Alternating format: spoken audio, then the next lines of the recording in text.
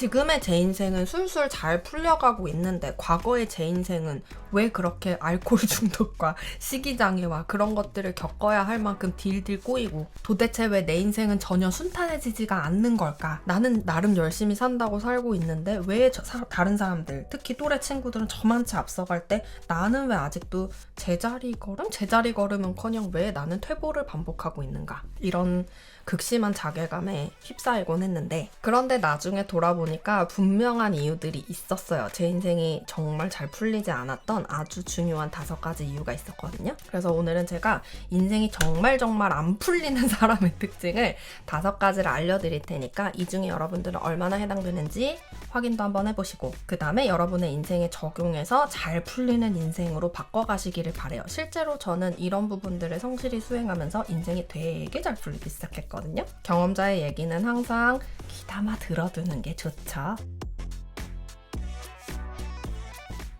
첫 번째예요. 가장 문제가 심각한 건데 여러분은 난 그 정도 아닌데? 라고 생각할지도 모르지만 사실 생각보다 이거에 걸려드시는 분들이 되게 많아요. 뭐냐 하면 바로 배우려고 하지 않는다는 겁니다. 이거는 사실 겸손이 부족해서 일어나는 일인데요. 인간의 되게 재밌는 특징 중에 하나가 내가 아는 것 같은 것과 실제로 아는 것을 잘 구분하지 못할 때가 있다는 거예요. 이게 도대체 무슨 말이지? 아는 것 같은 것과 실제로 아는 것? 이 둘은 정확하게 무슨 차이냐면 내가 말로 설명을 할 수 있느냐 없느냐의 차이예요. 우리는 내가 직접 말로 설명할 수 없는 것도 느낌적인 느낌으로 아는 것 같으면 안다고 착각해요. 이런 식으로 아는 것을 실제로 알고 있다고 착각하면서 모름을 인정하지 않고 배우려고 하지 않는 태도, 이게 정말 안 풀리는 사람들 중에 가장 큰 공통점 중에 하나라고 저는 생각해요. 특히 유튜브 영상 같은 거 볼 때 이런 얘기 많이 하죠. 아 뭐야 이거 뻔한 소리네. 그거 이미 내가 다 아는 거야. 그래서 제대로 다 들어보지도 않고 스킵을 하거나 아예 나가버리거나. 정말 겸손하고 자기가 아는 게 많지 않다고 생각하는 사람은 이미 다 아는 내용 같아도 일단 들어봐요. 왜냐하면 그 속에 다른 내용들이 있을 수도 있고 같은 내용일지라도 내가 모르는 부분들을 다시 발견하게 될 수도 있으니까.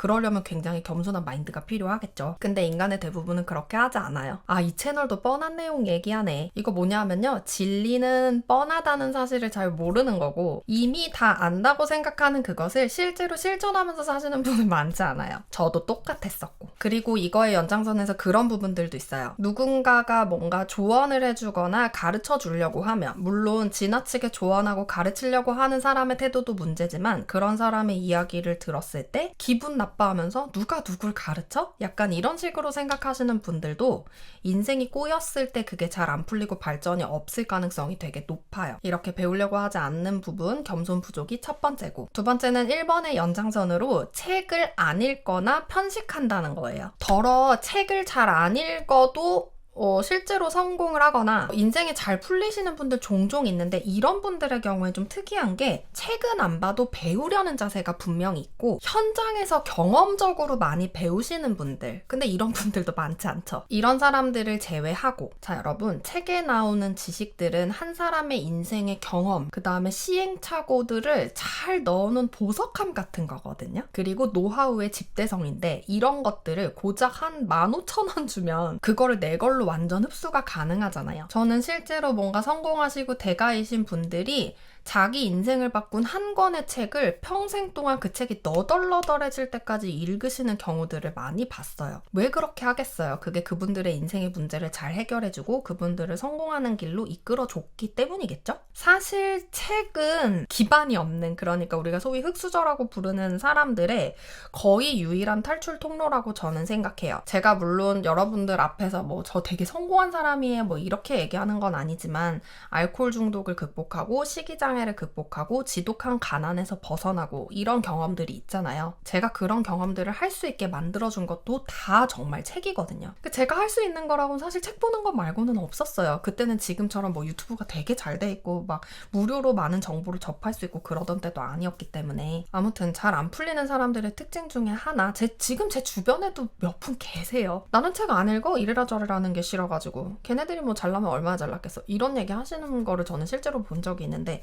그분들 특징이 항상 뭔가 잘 안 풀리고 있는 거거든요. 자, 이제 세 번째예요. 자기 자신에게 투자하지 않는 거. 여기서 말하는 투자는 단순히 자기 개발만 얘기하는 게 아니에요. 먹는 거, 사람 만나는 거, 움직이는 거, 마음 돌보는 거, 이런 거 전부 다 포함이에요. 저는 사람의 영혼이 사람의 몸이라는 이 뭐랄까 운송수단을 타고 다니는 거라고 생각하거든요. 차가 비싸고 좋은 차일수록 운송수단으로서의 기능이 정말 끝내주고 못할 일이 없게 만들어주잖아요. 여러분들이 차를 운전해서 다니는데 이놈의 차가 걸핏하면 고장이 나고 기름이 새고 엔진에 문제가 생기고 뭐 타이어가 마모되고 어디가 부서지고 막 난리가 나면 어떻게 원하는 대로 쉽게 갈 수 있겠어요. 그것처럼 몸이 자주 망가지고 아프고 이러면 여러분들이 뭔가 일이 잘 풀려나가는 방향으로 가기가 어렵거든요. 차가 말썽이면 어딘가에 못 가는 거랑 똑같은 거예요. 그래서 몸에 투자를 많이 해주셔야 되는 거거든요. 그래서 사실 저는 뭔가 페라리 같은 거를 꿈꾸시기보다는 본인의 몸을 페라리급으로 만드는 게 훨씬 더 중요하다고 생각을 하는데, 그러려면 아무거나 먹고 아무거나 마시고 아무 시간에나 자고 움직이지 않고 이런 것들은 정말 큰 문제가 계속 될 수밖에 없겠죠. 근데 일 잘 안 풀리시는 분들 보면 전부 다 몸을 굉장히 등한시해요. 정말 아무거나 먹어요. 저도 그랬고. 그리고 제가 자기 투자에 아까 만남에 대해서 이야기를 했잖아요. 자기 투자에 누구를 만날 것인가를 넣는 건 굉장히 중요한 일이라고 저는 생각해요. 저는 지금 제 인생에 굉장히 건설적인 도움을 주시는, 그리고 건설적인 영향을 주시는 그런 분들만 만나요. 예전에는 다 술 친구였죠. 만나서 술 마시고 담배 피고 인생에 대한 불평, 불만과 푸념으로 가득 찬 술자리만 갔고, 그런 사람들과 만나서 그런 이야기들만 나누면 내 정신적인 세계가 그런 식으로 구성이 되고, 그러면 나는 그런 시각으로 세상을 바라보게 돼요. 그런데 사람은 결국 자기가 생각하는 그것을 얻게 되거든요. 그러니까 항상 나쁜 걸 생각하면 나쁜 걸 얻게 되겠죠. 그러니까 인생이 꼬이고 잘 풀리지 않는 거예요. 그래서 누구를 만나느냐, 물론 내가 사람을 만나서 그 사람한테 어떤 사람이 되어주느냐도 되게 중요하지만 첫 번째 단계에서는 내가 누구를 만나는지가 훨씬 더 중요해요. 그래서 여러분들 주변에 누가 있는지, 그 사람들과 내가 주고받는 교류에서 나는 어떤 영향을 받고 있는지, 그런 부분들을 잘 체크해 보시길 바래요. 네 번째는